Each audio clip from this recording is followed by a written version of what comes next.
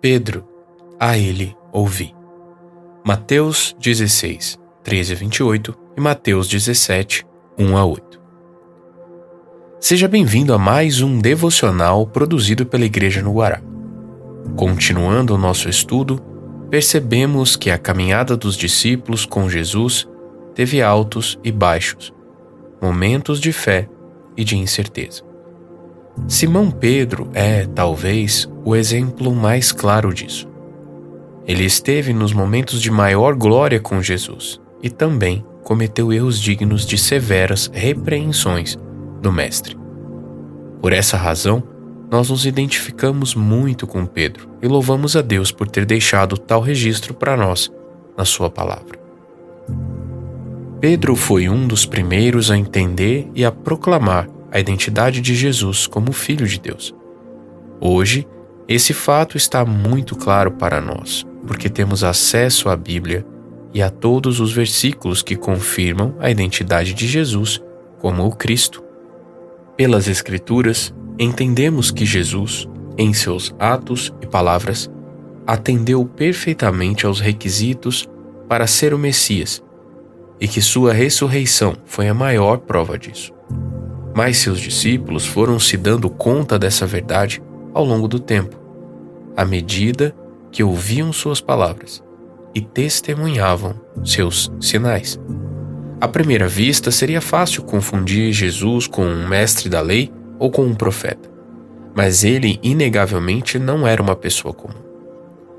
Mateus 16, 15 a 17 nos mostram quão convicto Pedro estava. Ao que Jesus perguntou: "E vocês, quem dizem que eu sou?" Respondendo, Simão Pedro disse: "O Senhor é o Cristo, o Filho do Deus vivo." Então Jesus lhe afirmou: "Bem-aventurado é você, Simão Bar-Jonas, porque não foi carne e sangue que revelaram isso a você, mas meu Pai que está nos céus. Somente Deus, o Pai, poderia dar tal clareza a um pecador, cuja profissão não era meditar na lei, e sim pescar e vender peixes."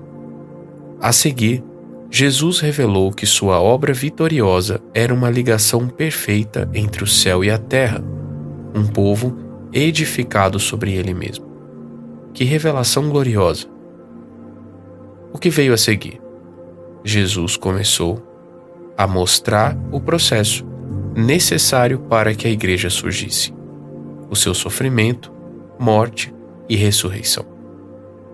Pedro, ao ouvir isso, encheu-se de sua compaixão carnal e, cegado por sua ignorância dos desígnios de Deus, reprovou Jesus. Então Pedro, chamando-o à parte, começou a repreendê-lo, dizendo: "Que Deus não permita, Senhor. Isso de modo nenhum irá lhe acontecer." Mas Jesus, voltando-se, disse a Pedro: "Saia da minha frente, Satanás. Você é para mim uma pedra de tropeço, porque não leva em consideração as coisas de Deus, e sim as dos homens." Mateus 16, 22 e 23. Se Jesus era o Cristo, tudo o que lhe acontecesse seria de acordo com a vontade do Pai, para cumprir o seu plano. Pedro ainda não tinha compreendido a missão vicária de Jesus e, por causa disso, encheu-se de audácia e contrariou o Mestre, expondo sua opinião. Foi uma reação bastante contrastante com a que Pedro tivera pouco antes, quando tinha demonstrado convicção de que ele fosse o Cristo.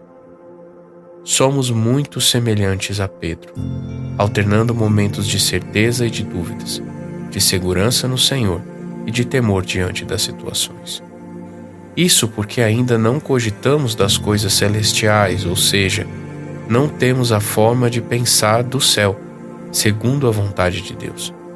A maturidade cristã é progressiva, portanto, não desanime se você for repreendido pelo Senhor em algum momento. Prossiga, pois é o amor constante dele ao nos ensinar e apacentar que nos conduzirá à glória. Em outra ocasião, Pedro, Tiago e João presenciaram Jesus ser transfigurado. O seu rosto resplandecia como o sol, e suas roupas se tornaram brancas como a luz. eis que lhes apareceram Moisés e Elias, falando com Jesus.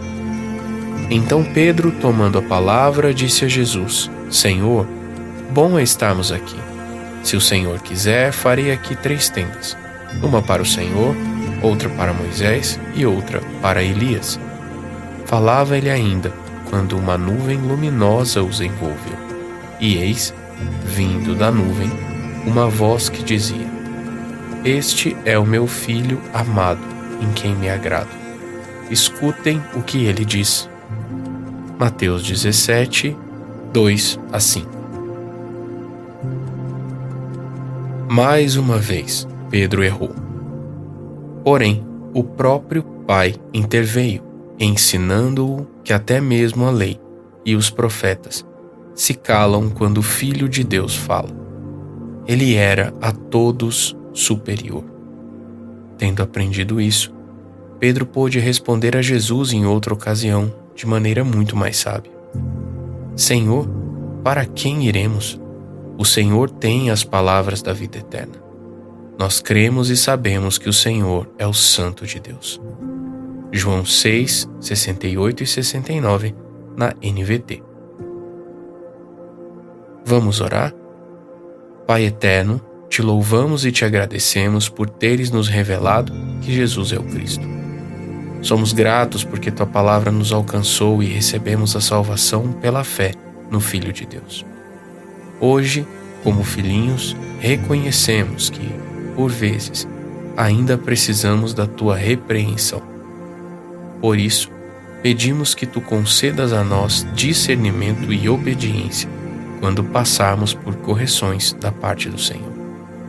Ajude-nos a ouvir teu Filho amado. Pedimos em nome de Jesus. Amém.